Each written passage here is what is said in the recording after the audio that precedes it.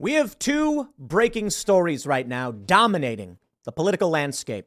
The first and most important story: Biden family received millions from foreign nationals, tried to conceal source of funds, House Oversight Committee.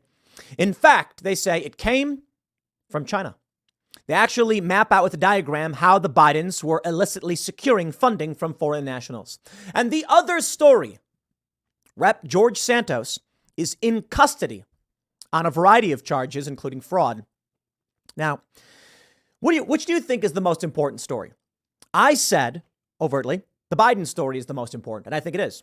I think it is because Biden's the current president, was the vice president, and this is one of the most powerful positions in the world.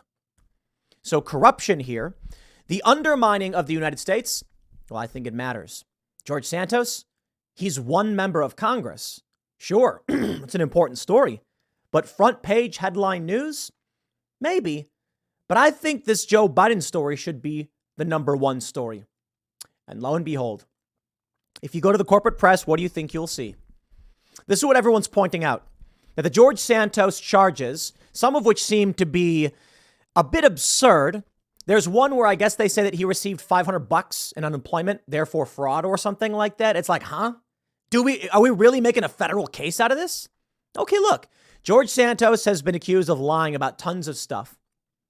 And if he's a bad guy, he's a bad guy. And if he should be criminally charged, he should be criminally charged. But you go to the New York Times, you go to CNN, you go to the corporate press, what do you get? Front page, headline, boom, breaking, George Santos.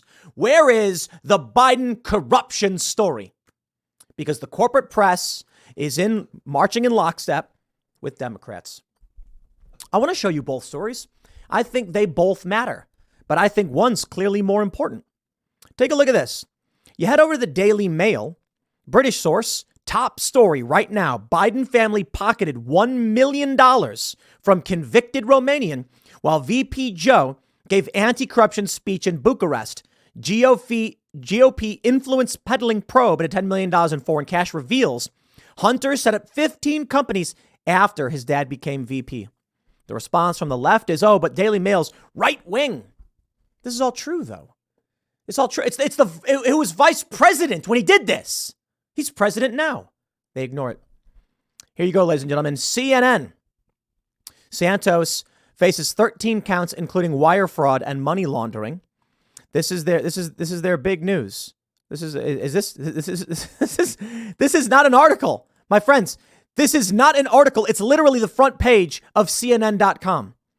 You know, I pull it up and it looks like it's some random article. And I was like, did I pull up the wrong thing? I thought it was. Oh, no. Go to CNN.com. Boom. Right there. Story number one. Santos. Georgia Bulldogs.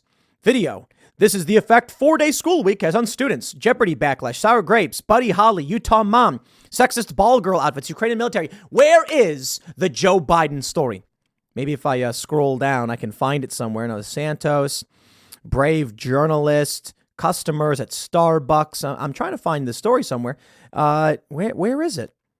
You know what? This is really difficult. I'm wasting your time. Let me just do a general page search for Biden and see what we find. House Republicans allege Biden family members received millions in payments from foreign entities in new bank records report. That's funny. Allege and release bank records? Huh. That one I find fascinating. But look how far down this was buried. It's below the fold. They didn't even take it seriously. Here you go. Front page of the New York Times. This is the NewYorkTimes.com. What you are seeing, it says live: Santos faces federal charges that include wire fraud and money laundering. This is not an article. This is the front page. Okay, let me zoom out here. So what's going on? There it is. There it is. The front page above the fold. George Santos.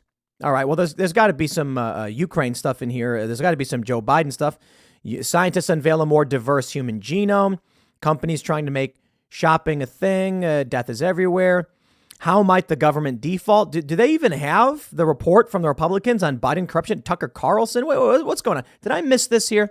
Let me try again. What are Biden's opinions on the debt ceiling? Okay, well, we'll scroll down here. And what do we have anything? There's nothing. There's actually nothing on the New York Times about the Republicans' investigation and uncovering of corruption in the Biden family. despite the fact that it's the front page in Fox News. Fox News says this is big news. You know what the funny thing is about Fox News? They have right here, breaking news, front page. House GOP says Biden family received millions from foreigners, tried to hide sources, and right below it, George Santos in custody. So they come to me and they say Fox News is extremist, and I'm like, they're the only ones actually making sense. They're telling us about both. Both are important. Now, I'm a big media critic, so of course that was the beginning of this segment. But let's actually read the news, and I'll break down for you what is being stated. The House Oversight and Accountability Committee said the Biden family and its business associates created more than 20 companies and received more than $10 million from foreign nationals while Joe Biden served as vice president, and that some of these payments could indicate attempts by the Biden family to peddle influence. Could indicate? Okay, fine. They're being careful. I think it overtly implies.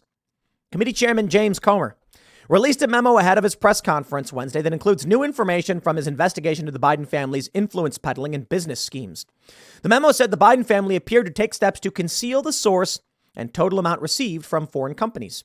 The committee has subpoenaed 4 different banks as part of its probe and received thousands of records in response.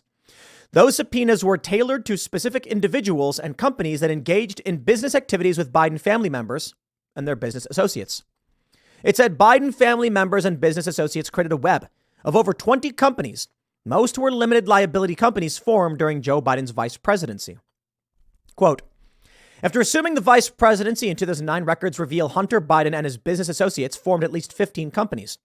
Those companies include Lion Hall Group, LLC, Owasco, what do we have here? Robinson Walker, Scanatellis, Seneca Global Advisors, Rosemont Seneca Partners, Rosemont Seneca Principal Investments, etc. Rosemont Seneca Bohai, Hudson West. We get it. Bank records show the Biden family, their business associates, and their companies received over $10 million from foreign national companies. The memo said, adding that the committee identified payments to the Biden family members from foreign companies while Joe Biden served as vice president and after he left public office. The Biden family used business associates companies to receive millions of dollars from foreign companies, the memo said, adding that the Biden family received incremental payments over time to different bank accounts. How about this for 10% for the big guy? We've known. I got to be completely honest with everybody. It's really hard some days to get up and talk about this news, to read the news and opine it. You know why? Because we know. We know when Donald Trump is found liable in a 30-year-old rape case, despite the fact they say he didn't rape this woman. We know that far left extremists and psychotic cult members are going to keep plowing ahead. We know Joe Biden's corrupt. We know because we watched the video of him saying at the Council on Foreign Relations meeting, if you don't fire the prosecutor, you're not getting $1 billion. Despite the fact he has no legal authority to withhold congressionally approved foreign aid. That's actually the argument they made against Trump. The iron law of woke projection, I suppose. The Democrats just claim Trump did what they did, and we know they did it. They admitted they did it. And here we are, once again, in the media with Republicans saying these things we already know are true. What am I supposed to say about this? Breaking news, ladies and gentlemen. For the 867th time, we have evidence the Biden family is corrupt, despite the fact that Politico magazine wrote the article up a decade ago, Biden Inc., talking about how Biden's family's fortunes tracked alongside his political career. We've known this. So what's the point of coming out once again and being like, hey, you know that thing you already know? Here it is again. It's remarkable. Look, don't get me wrong. I'm glad they're coming out. I'm glad they're doing investigations, but I don't see this going anywhere. We know they're doing this. Quote, the committee is concerned about the Biden family's pattern of courting business in regions of the world in which then vice president had an outsized role and influenced U.S. policy, the memo said. The Biden family and associates' activities in Romania bear clear indica of a scheme to peddle influence from 2015 to 2017. And you think he's not doing it now that he's president. The committee said it found that in addition to Hunter Biden, James Gilliar, and Rob Walker receiving foreign funds, James Biden, Haley Biden, and other Bidens also received foreign payments. The memo included a breakdown of the transactions from Chinese and Romanian nationals and companies. Specifically with regard to China, the memo points to 2 people, Yi Zhenming and Gong Wendong, and warned that particular Chinese business venture posed potential threats to American national security. Both people were connected to Hunter Biden's joint venture with the Chinese energy company CEFC. Oh, surprise, surprise. The memo said Yi had close ties to the highest levels of the Chinese Communist Party and was reportedly Deputy Secretary General for an international outreach arm of the People's Liberation Army. The Bidens received millions of dollars from their Chinese partnership. When Yi was detained, or Ye, how do we pronounce it, by the Chinese, Hunter Biden then attempted to distance himself from the relationship by claiming he had never been paid by CEFC. This was false. The memo said Hunter's company Hudson West V received $24 million, a $24 million wire from Yi. CEFC later wired $100,000 to Hunter's Owasco PC. Oh, but it's all assumptive language. I never got paid. No, your company did, right? We get it. We see how it works. A Senate report from 2020 said that on August 8th, 2017, CEFC wired nearly $5 million to the bank account of the Hudson West 3, a firm that Hunter Biden opened with Chinese associates. Hudson West III, is that what it's supposed to say? Fox News Digital first reported in 2020 that Hunter Biden requested that keys be made for his new office mates, listing his father, Jill Biden, and his uncle, Jim Biden, for space he planned to share with Gong Wen. The Biden family and associates' activities in coordination with Chinese nationals and their corporate entities appear to be an attempt to engage in financial deception, the memo said, adding that multiple Biden family members received money from the Chinese after it passed through the Robinson Walker LLC account. Additionally, Hunter Biden received money directly into his company's account from a Chinese-controlled entity. The committee will continue to engage in the accommodations process with those who have not cooperated with our investigation. The committee plans to gather additional bank records in the near future and continue following the money trail. The committee is committed to rooting out fraud, waste, and abuse that exists at the highest level of federal government. So you know what's happening right now? As this news is breaking that Joe Biden may be one of the most corrupt individuals this country has ever seen, what are they doing? Santos. Here's CNN live updates. George Santos charged in federal probe. Do I care? I don't care about George Santos. I'm not here to defend the guy. I don't know. He appears to be a liar. It's hard to know for sure because the media just says things without evidence so that all the time, but that's the narrative around this guy. So I don't know enough. What I can tell you is he is but one member of Congress being charged for 13, I believe it, 13 federal charges. It matters. It does. And I think it should be reported. But why is it above the fold? And the corporate press is putting the Biden story below the fold or not even on the front page at all. They're ignoring it outright. Because the New York Times, CNN, and all these other corporate press outlets are wings of the Democratic Party. And to say otherwise is just absurd. And then you look at Fox News and they're like, well, to be fair, we'll put both stories up. Yeah, that's the game. I had somebody message me and they were like, you're mad at Obama for drone striking Abdul Rahman al-Awlaki, but Donald Trump also killed Abdul Rahman's 7-year-old sister. Spare me. This is the problem. I talk about both. I say Obama should be imprisoned for the drone strike on a civilian restaurant we're not at war with that killed Abdul Rahman al-Awlaki. Donald Trump ordered a commando raid in Yemen, which resulted in the death, reportedly, of a 7-year-old American girl, Abdul Rahman's younger sister. Now, you want to talk about the nuances here? I think they're both bad. I think there should be an investigation into both. However, the Obama thing's admitted. Obama drone bombed a foreign country we're not at war with. Donald Trump authorizing a commando raid. Well, it's different. Commando raids happen in many countries under special orders. We may not be at war with them. These aren't good things, but that warrants an inquiry, not a conviction. Not until we get to the bottom of what actually happened. You see the difference? Now, the problem for us is that I'll tell you both. I will say Trump is no saint. He's done a thing that is bad. He's been accused. Because I want to be honest. Because I want you to understand. The left won't do that. They will come out and just say George Santos. They will ignore what Joe Biden does because it gives them power. And so long as that is the nature of the culture war, I feel like we are losing. Because we will try to be honest, intellectually honest, and the left won't. And the corporate press will lie. Here's what they say. Santos will be arraigned this afternoon, according to Eastern District of New York. Embattled New York rep George Santos will be arraigned at 1:30 p.m. Eastern in the Eastern District, New York, Central ILSIP, New York, on federal charges, according to an EDNY spokesperson. He will go before Magistrate Judge Ann Y. Shields, an EDNY spokesperson said earlier. Santos has been charged on a 13-count indictment, according to court documents unsealed Wednesday. The charges include 7 counts of wire fraud, 3 counts of money laundering, 1 count of theft of public funds, and 2 counts of making materially false statements to the U.S. House of Representatives. I'd like to point out in that last part, can we lock can we lock Schiff up? There, I got it. Adam Schiff should be in prison. Here's what I want to see.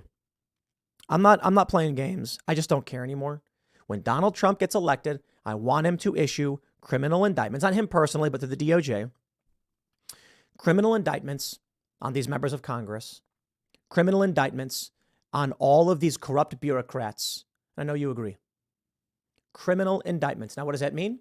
I am not saying to make things up and unjustly target people. I'm saying where there warrants a criminal indictment, it be issued.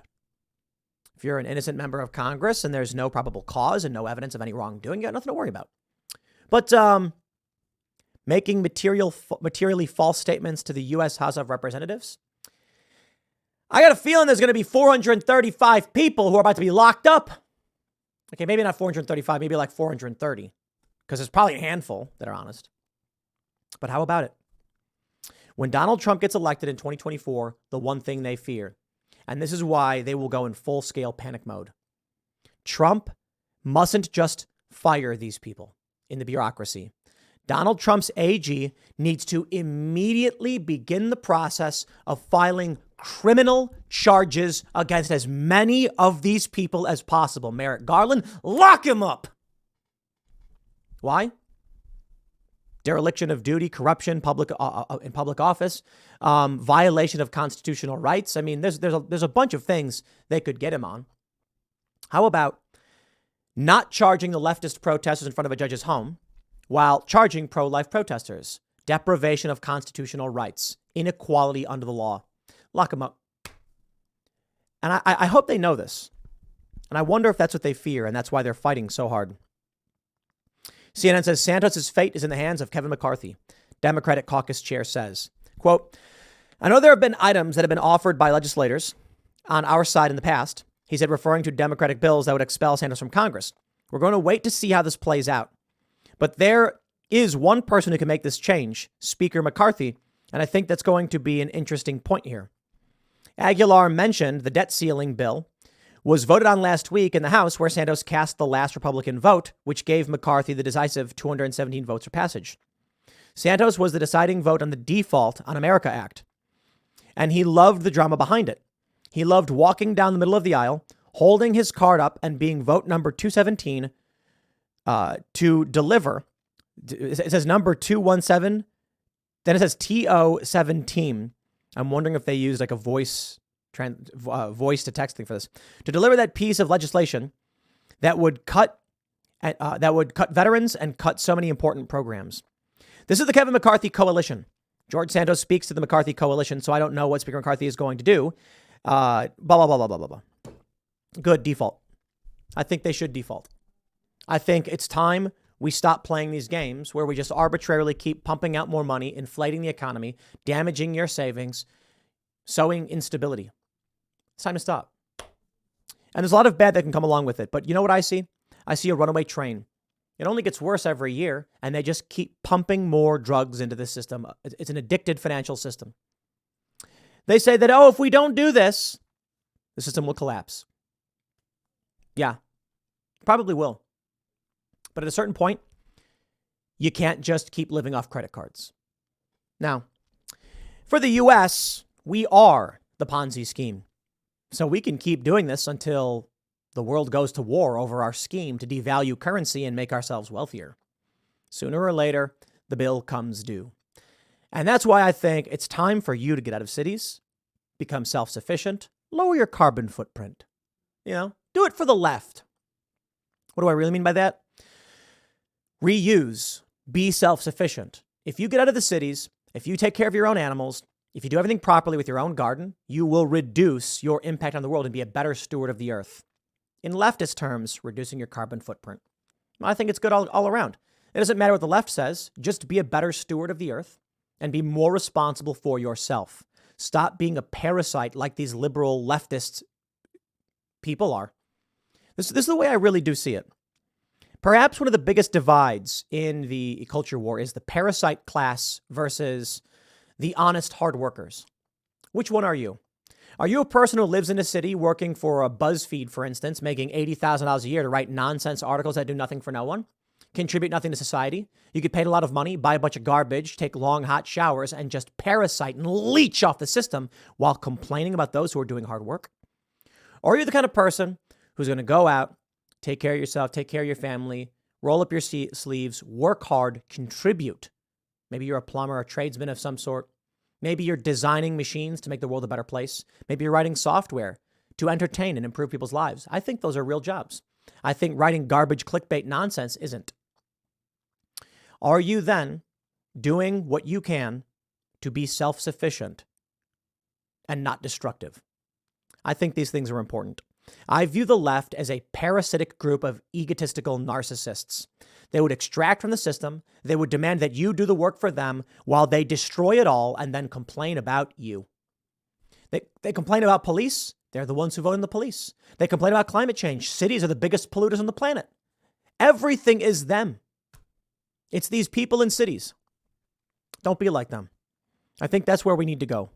In the meantime, I don't see how we navigate out of this unless we get Donald Trump in and he starts arresting these people.